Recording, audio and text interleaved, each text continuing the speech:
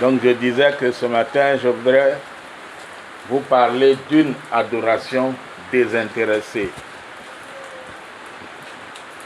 Et c'est quoi une adoration désintéressée?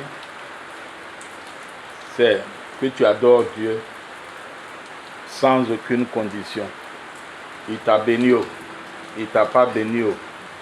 Tu l'adores et tu l'adores de tout ton cœur, de tout ton être, de toute ton âme, de toute ta pensée. Ok? Et pour ça, nous allons lire dans Job, chapitre 1, verset 6 à verset 12. Job, chapitre 1, verset 6 à verset 12.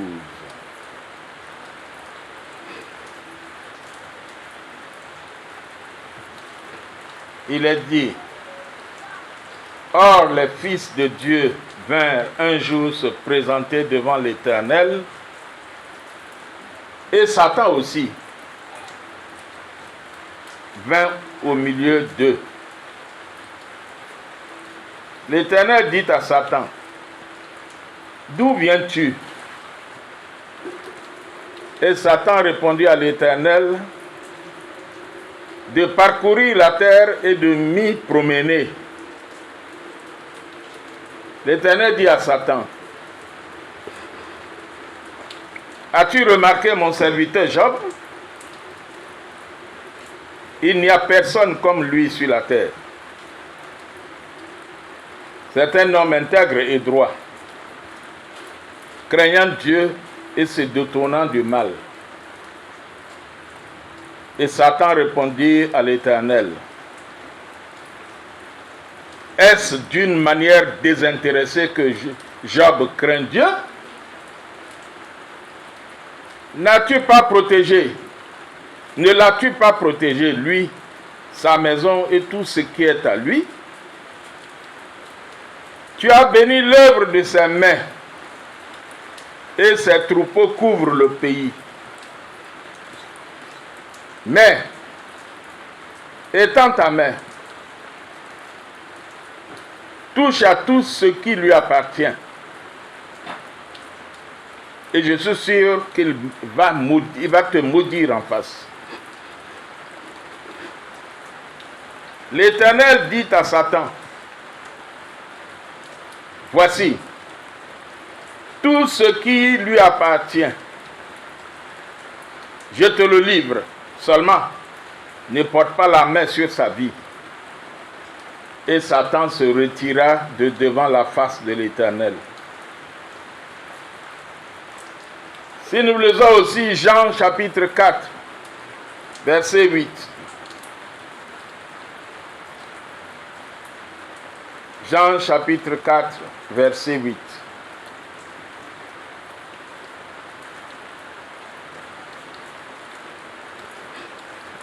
Il est dit: Dieu est esprit, et il faut que ceux qui l'adorent en esprit et en vérité. Ses disciples étaient allés à la ville pour acheter des Jean 4, 8. C'est Jean 4, 24, pardon. Ah, j'ai dit Jean 4, 8. Non. Jean 4, 24.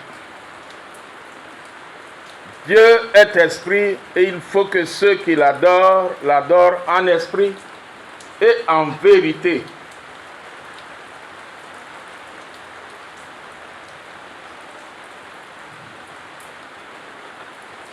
Je vais vous parler de adorer Dieu. Ok? De manière désintéressée. Le premier point que je vais développer, nous allons parler en 3 points, 2 points ou 3 points, ça dépendra du temps.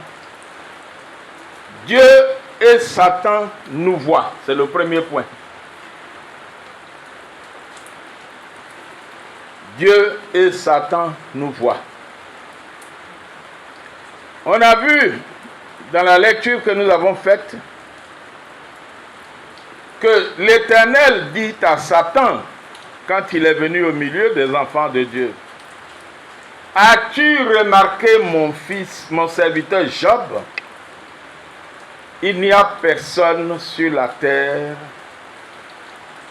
comme lui.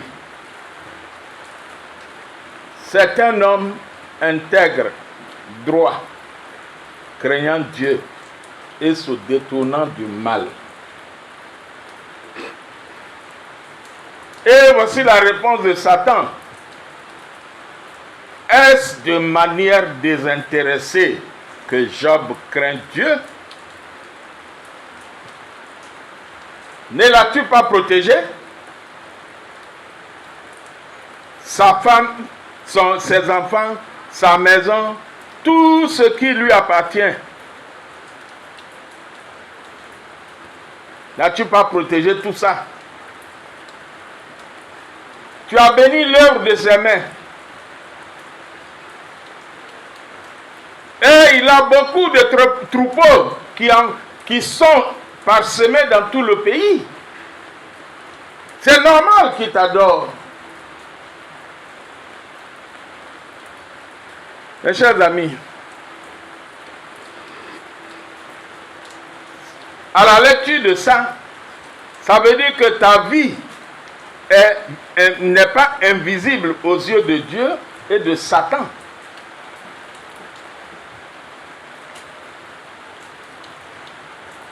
Ta vie n'est pas invisible aux yeux de Dieu. Excusez-moi.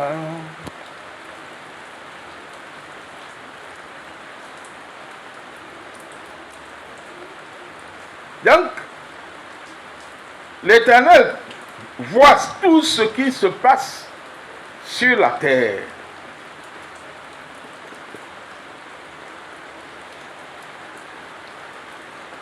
Et il nous voit tous, où que nous soyons.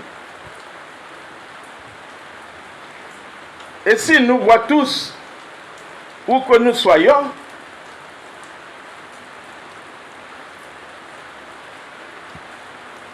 s'il nous voit tous, où que nous soyons, quel que soit ce que nous faisons, nous devons garder en mémoire que Satan aussi, il nous voit.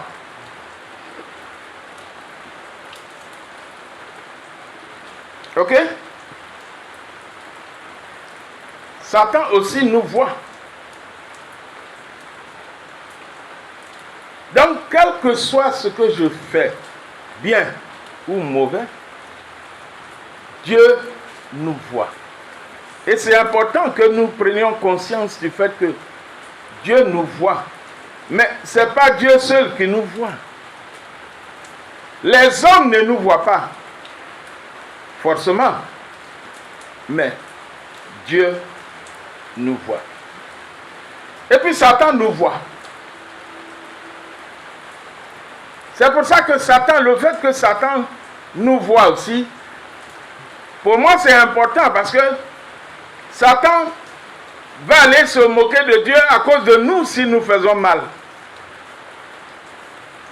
Et nous faisons bien à cause de Job, comme Job. Satan va et il se permet de dire à Dieu, l'homme là, il ne t'adore pas en vain.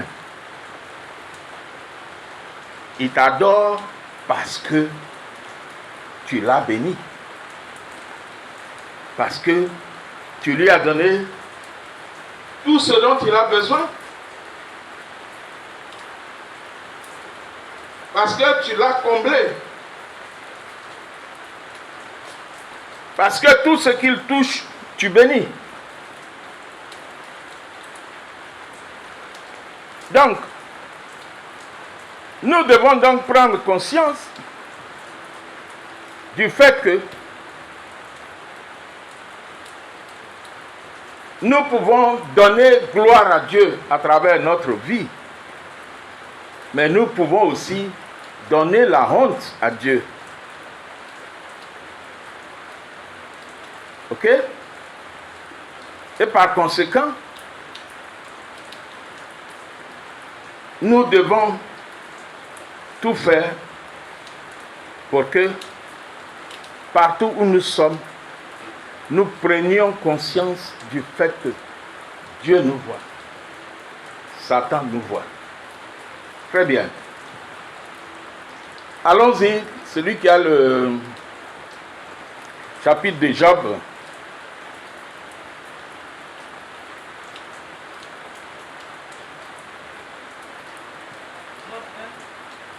Oui, 6. Non, allons au verset 8. L'Éternel dit à Satan, as-tu remarqué mon serviteur Job? Il n'y a personne comme lui sur la terre, c'est un homme intègre et droit, craignant Dieu et ses documents durables. Et Satan répondit à l'Éternel, est-ce d'une manière désintéressée que Job craint Dieu? Ne l'as-tu pas protégé, lui, sa maison et tout ce qui est à lui? Tu as béni l'œuvre de ses mains et ses troupeaux couvrent le pays. 11. Mais étends ta main, touche à tout ce qui lui appartient. Et je suis sûr qu'il te le dira en face. Très bien. Le verset 12. L'Éternel dit à Satan, voici tout ce qui lui appartient. Je te le lis. On va revenir sur ça. Ok? Donc, le deuxième point, c'est tu as tout ce que Dieu t'a donné. Tu es heureux. Mais la question c'est, qui t'a permis d'avoir ce que tu as? C'est Dieu? Ou bien ce sont tes efforts qui t'ont permis d'avoir ce que tu as? Ce n'est pas la grâce de Dieu? Est-ce que tu as choisi de naître dans la ville dans laquelle tu es né? Dans la famille dans laquelle tu es né? Est-ce que tu l'as choisi?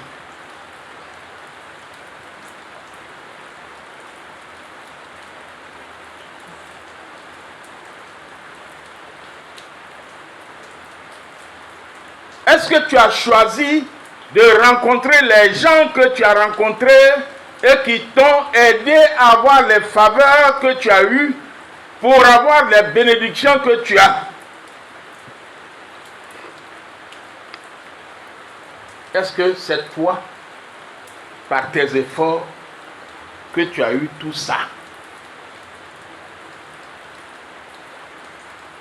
Il y a des gens comme toi qui ont été à l'école, ils ont eu les mêmes diplômes que toi. Toi, tu as eu du travail. Mais eux, ils n'ont pas encore du travail et depuis là, ils sont en train d'écrire des demandes d'emploi.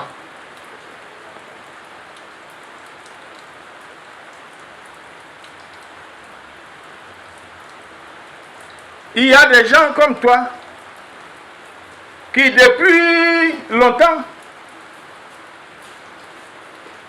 ils sont en train de chercher comment faire pour avoir des enfants. Ils remplissent toutes les conditions, ils sont en bonne santé. Mais ils cherchent, ils ne trouvent pas. Toi, tu en as. Qu'est-ce que tu as fait que eux, ils n'ont pas fait pour avoir des enfants? Est-ce que ce n'est pas une grâce? Ce n'est pas la grâce de Dieu qui t'a permis de les avoir?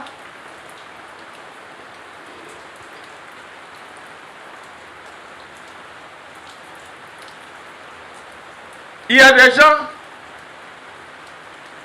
qui n'arrivent pas à trouver un bon mari ou une bonne femme. Et des fois, ils ont divorcé une fois, deux fois, trois fois. Et toi, tu as ton mari et tu es heureuse ou tu es heureux. Et tu dis merci à Dieu de ce que tu as un bon mari. Est-ce que c'est par ton effort que tu as eu le mari? Quel est l'effort que toi tu as fait pour arriver à ça que les autres n'ont pas fait pour aussi avoir un mari? Il faut leur donner le secret. Elles aussi,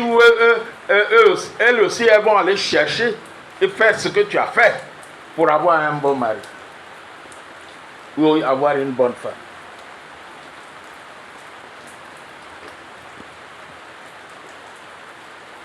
Tu as eu des enfants et des enfants qui travaillent bien à l'école, qui sont respectueux. Et quand tu regardes, tu as l'impression que c'est toi qui les as éduqués, c'est ton éducation qui a fait que les enfants là sont bien.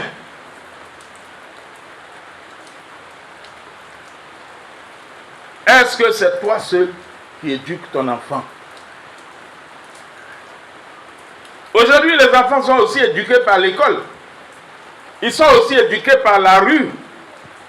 Si tes enfants ont grandi en étant obéissants et respectueux, c'est une grâce. Parce que ils auraient pu trouver sur leur chemin des personnes qui ne craignent pas Dieu et qui les auraient désorientés.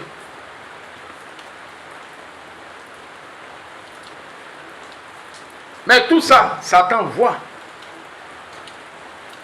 Dieu voit. Maintenant, si tu viens et tu passes ton temps à dire merci à Dieu de tout ton cœur, merci à Dieu, Seigneur, merci de ce que je ne suis pas comme les autres.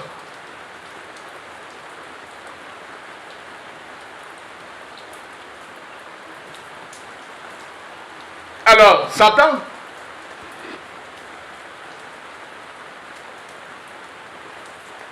il vient au milieu des enfants de Dieu.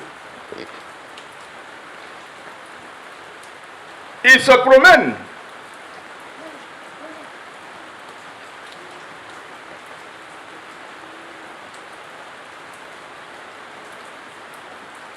Il se promène. Et il te voit.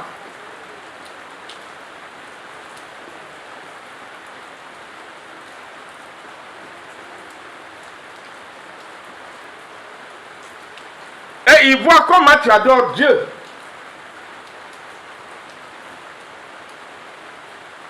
Il voit que tu vas à l'église tous les dimanches. Et il voit, c'est ce qu'il a fait avec Job. Il voit que tu as tout ce dont tu as besoin là. Tu as ça, tu as des richesses un peu partout. Et donc ta louange, là, quand on dit de louer le Seigneur, Alléluia, tu lèves la main, tu sautes même. Il te voit. Mais la question c'est, ton Alléluia que tu cries, ton merci Seigneur que tu cries, ton adoration là, n'est-ce pas parce que Dieu, parce que tu as des richesses, parce que tu as beaucoup de biens, parce que, mais et ceux qui n'ont pas tous les biens que tu as, ceux qui n'ont pas tous les biens que tu as, comment ils doivent adorer Dieu? Alors voilà Job, Satan qui voit Job, ils disent, Seigneur, Dieu, le monsieur là, tu dis, il est intègre, il est droit, il craint Dieu, il n'aime pas le mal. Il faut lui enlever ses biens que tu lui as donnés là. En d'autres termes, si toi tu perds tout ce que Dieu t'a donné, tout ce que tu possèdes, vas-tu continuer d'adorer Dieu de tout ton cœur? Est-ce que ton adoration de Dieu n'est pas conditionnée par le fait que tu as des biens? Tu vas à l'école, tu réussis. Ton enfant va à l'école, il est premier. Ton enfant cherche travail, il ne dure même pas. Il a eu travail. Oh Seigneur, que ton nom soit loué. Il y a des gens, ils ont fini, le jour où ils ont fini de faire leur soutenance, qu'ils ont eu leur diplôme, le jour là où le lendemain il meurt.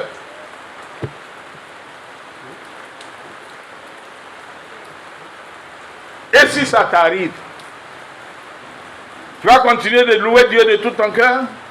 Ça veut donc dire, si tu ne le loues pas de tout ton cœur, ça veut dire que ta louange que tu as adressée à Dieu, ton adoration elle a été conditionnée par le fait que Dieu t'a donné un enfant qui réussit. Et donc tu as fait toute ta projection, tout ton rêve en disant, mon fils va bientôt commencer à travailler et je vais commencer à vivre mieux. Il va acheter une grosse villa pour moi, il va me donner ceci, il va me donner cela. Et l'enfant vient de mourir. Tu continues d'adorer Dieu sincèrement ou pas?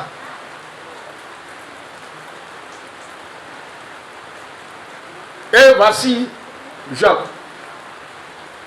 Job perd tout. Il perd tout. Il perd ses enfants. Il perd ses richesses. Si vous lisez tout le chapitre, vous allez voir son histoire. Ok? Tout le livre de Job, là, vous allez voir son histoire. Il perd tout. Tout et tout. Et lui-même tombe malade. Et puis son corps est en train de se cailler, pourri même. À telle enseigne que personne ne pouvait venir s'asseoir à côté de lui. Et son corps, il prend, je ne sais pas s'il faut dire, un morceau de verre, de bouteille cassée pour se gratter.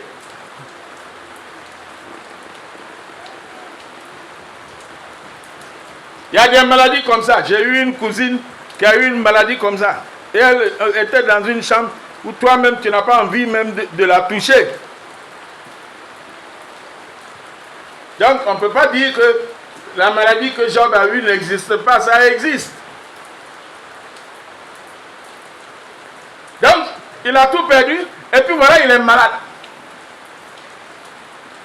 Et sa femme lui dit, Job, toi tu dis tu aimes Dieu.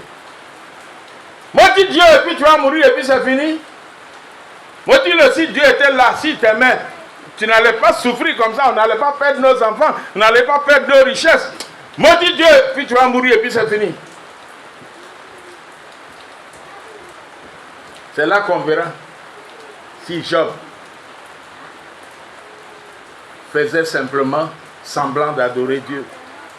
Si Job, son adoration à Dieu était liée à la richesse que Dieu lui a donnée, à la femme que Dieu lui a donnée, aux enfants que Dieu lui a donnés, à la réussite de ses enfants que Dieu lui a donnés, à la grande richesse, on dit ces troupeaux étaient parsemés dans tout le pays.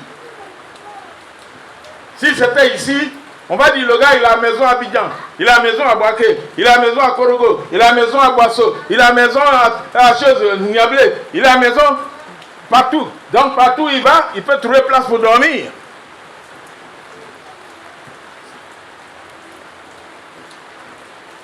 Ou bien il a des immeubles. Chaque fin de mois, il s'assoit et puis il tend la main et puis les gens amènent l'argent, les loyers, on vient lui donner. Et puis brusquement, tout à coup, soudain, tous ces bâtiments-là s'écroulent. Il va continuer d'adorer Dieu de tout son cœur. Quel est ton cas? La question c'est quel est ton cas? Quelle est l'adoration que tu donnes à Dieu? Mais l'adoration que tu donnes à Dieu commence par ce que Dieu a rendu comme témoignage de Job. Est-ce que tu crains Dieu sincèrement? Est-ce que tu crains Dieu? Est-ce que quand tu vois le mal, tu fuis le mal? Tu dis non, je refuse le mal. Parce que si je fais le mal ou le péché, je suis désagréable à Dieu. Je veux adorer Dieu sincèrement et de tout mon cœur, même quand tout va bien, même quand tout va mal. Est-ce que je suis intègre? Voici les questions auxquelles il faut répondre. Où est-ce que nous en sommes? Où sommes-nous? Quelle est l'adoration que nous donnons à Dieu?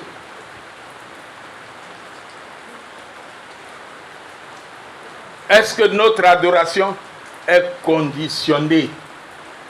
Est-ce que ce n'est pas par intérêt? Parce que certains diront, en tout cas si tu adores Dieu bien, il va te bénir. Mais s'il t'a béni, tu l'adores plus fort. Mais le jour où tu perds tout, tu continues de l'adorer? Est-ce que tu continueras de l'adorer? Voici la question à laquelle nous devons répondre. Aujourd'hui, nous nous portons bien. Aujourd'hui, on a ce qu'il faut pour manger. Aujourd'hui, tu as du travail. Aujourd'hui, tu as des enfants. Aujourd'hui, tu as un bon mari. Aujourd'hui, tu as des bons enfants. Et si demain tu ne les as pas, est-ce que tu continueras d'adorer Dieu? Le Seigneur attend de nous que nous l'adorions en esprit et en vérité, de manière sincère. Désintéressé, pas conditionné par ce que nous avons. Ok? Parce que Dieu, il voit ton étoile. Satan aussi voit ton étoile. Quand Jésus est né, les mages, c'est à travers l'étoile qui était au-dessus de là où était Jésus que les mages ont suivi jusqu'à trouver où se trouve Jésus. Mais de la même manière, Satan a vu, Jésus était là-bas. Il a vu l'étoile de Jésus. Et il a voulu que Jésus soit tué avant qu'il commence à vivre. Et de la même manière, Satan est parti voir Dieu. Il dit, je me suis promené, j'ai vu, je me suis promené. Et Dieu lui a dit, quand tu t'es promené là, tu as vu mon fils Job? Si Satan s'est promené et puis il a vu, c'est que Satan peut aussi se promener et puis il te voit. Satan peut se promener et puis voir ton étoile. Et qu'est-ce qu'il va faire? Il va dire à Dieu, il faut toucher, il faut lui enlever tout ce qu'il a là. Tu vas voir s'il va t'adorer. Qu'est-ce qui va se passer si Satan vient? Il va peut-être pas venir, il va peut-être pas venir lui-même. Mais il va envoyer des sorciers qui vont voir aussi ton étoile et qui vont vouloir étouffer ton étoile. L'étoile de Jésus a été vue quand il est né. Et son étoile là l'a suivi pendant toute sa vie. Donc de la même manière, si Satan te voit et qu'il voit que tu es béni par Dieu et que tu seras encore plus béni, qu'est-ce que tu fais? Ne crois pas que c'est par tes efforts que tu es arrivé. Oui, il y a des efforts que tu peux faire, mais il y a la grâce de Dieu. Je vous ai dit tantôt, vous avez le même diplôme, et puis tu te promènes, et puis tu rencontres quelqu'un, un mendiant même,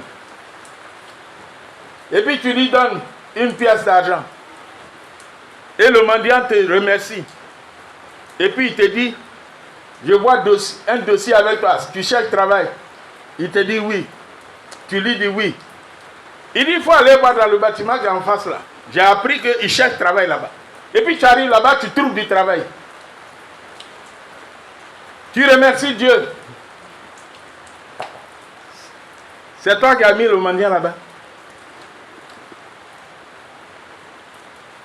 Peut-être que ce n'est même pas là que le mendiant est toujours. Peut-être que ce jour-là, il est venu là. Parce que Dieu veut que ce soit lui qui te donne l'information. Parce que toi, tu dépassais le bâtiment. Tu avais déjà dépassé le bâtiment avant d'arriver au niveau du mendiant. Mais la pièce que tu as donnée au mendiant a amené le mendiant à se dire, de toute façon, je vois le dossier. Comme je vois, il a un dossier avec lui là. Sûrement qu'il cherche du travail. Mon ami, tu cherches travail dans le bâtiment que tu viens de dépasser là. On cherche des employés. Et tu trouves ce travail. Ta maman est contente, elle loue Dieu. Toi aussi, tu es content, tu loues Dieu. Si tu en es orgueilleux, si tu en deviens orgueilleux, Si tu prends toute la gloire, tu dis, c'est parce que je travaille bien, c'est parce que je connais papier, c'est parce que j'ai diplôme, c'est parce que j'ai dossier. C'est ton dossier qui t'a dit où on cherchait un emploi, on offrait un emploi. Non, c'est la grâce de Dieu. Dieu qui a permis que tu aies l'emploi là. Si demain on t'a renvoyé, si tu lui es resté sincère, si tu l'as adoré de tout ton cœur, si tu as adoré Dieu de manière désintéressée, si demain même on décide de renvoyer les employés de cette entreprise, bien l'entreprise décide de faire chômage, décide de se fermer, ou bien qu'elle rencontre des difficultés, elle ferme. Le même Dieu qui a regardé comment tu l'adorais de manière désintéressée. À peine tu vas sortir de cette entreprise, il va ouvrir une autre porte. Et ça, je n'ai plus beaucoup de temps, mais j'aurais pu vous donner beaucoup de témoignages. Donc, on dit souvent, quand une porte se ferme, Dieu a toujours une autre qui l'ouvre. Mais il va ouvrir ça pour qui? Pour les gens qui l'adorent de manière désintéressée. Nous allons prier le Seigneur.